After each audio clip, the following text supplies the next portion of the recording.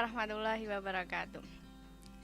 Alhamdulillah, alhamdulillahilladzi hadana lihada wa ma kunna linatahdiya laula hadanaullah.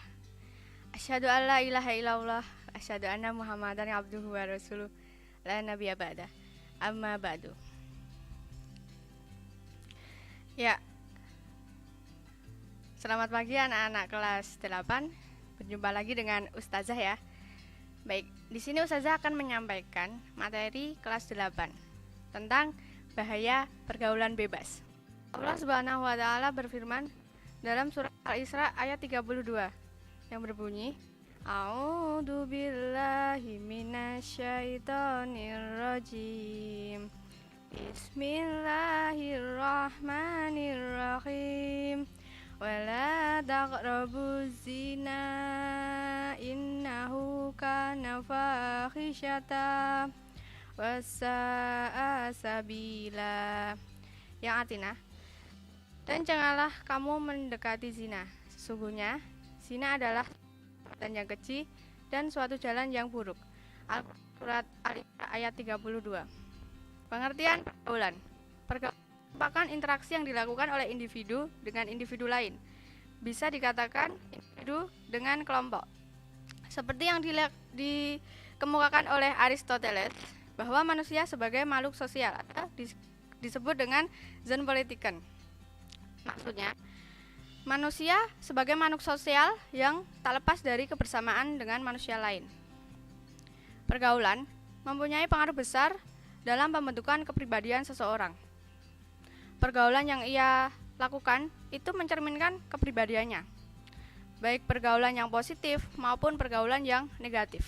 Pergaulan yang positif dapat berupa kerjasama antar individu atau kelompok yang melakukan kegiatan yang positif, seperti contoh mengerjakan tugas secara berjamaah dan lain sebagainya. Sedangkan pergaulan yang negatif itu lebih mengarah ke pergaulan bebas. Hal itulah yang harus dihindari, terutama bagi remaja yang masih mencari jati dirinya.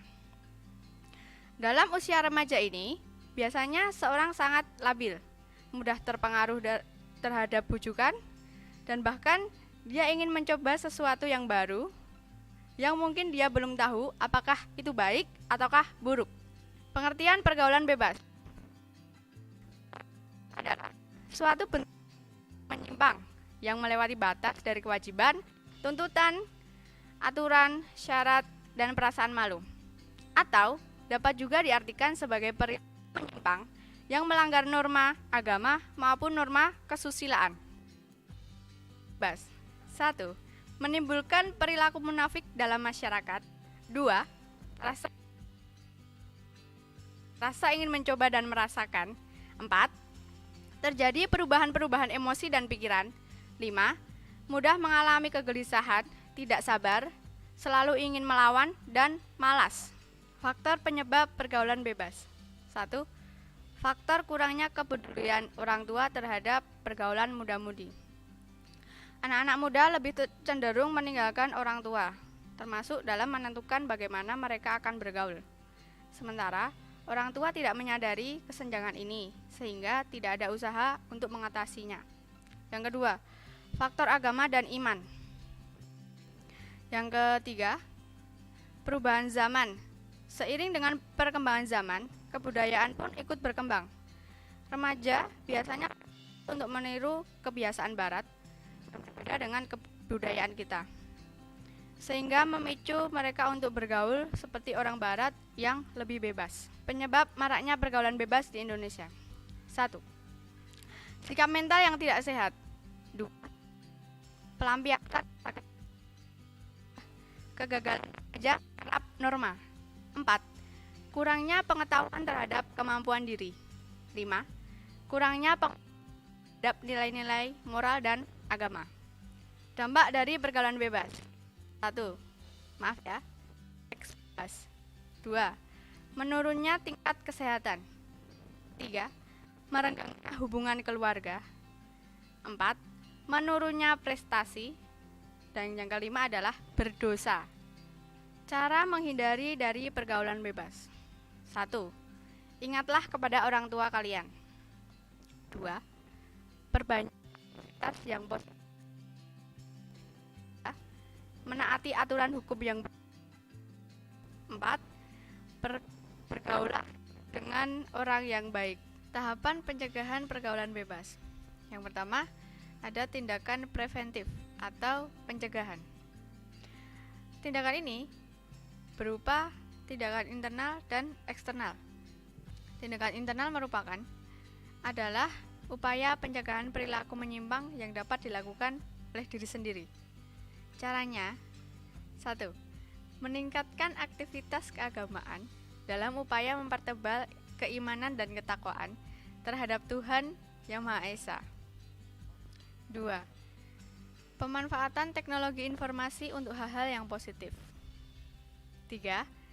Memanfaatkan waktu secara disiplin, efektif, dan efisien untuk aktivitas yang berguna.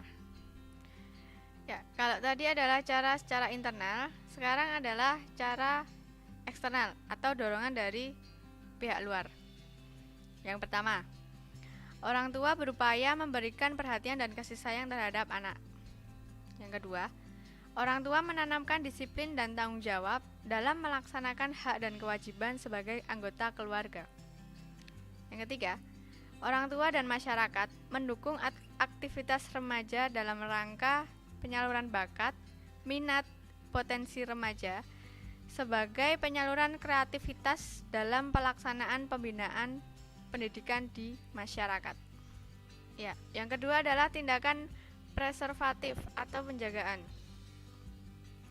Tindakan preservatif dilakukan dengan cara mempertahankan dan mengembangkan kondisi-kondisi positif yang telah dimiliki remaja atau yang telah dilakukan oleh remaja.